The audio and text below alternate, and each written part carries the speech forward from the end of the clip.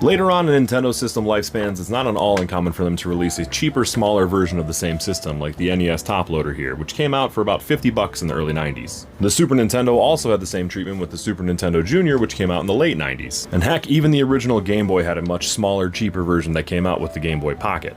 And with the arrival of the Switch 2, it's really got me thinking, what about the original Switch here? What can we do to downsize this one even further? And sure, we've got the Switch Lite already, which is a much smaller version of the same system, but can we make it even smaller? As I was playing my Switch 2, it really got me thinking, this thing is far from pocketable. This is not a small device that you can just put into a pocket and go around. You're gonna need a bag or something like that. And even the original Switch here, and I'd argue the Switch Lite, aren't exactly pocketable devices.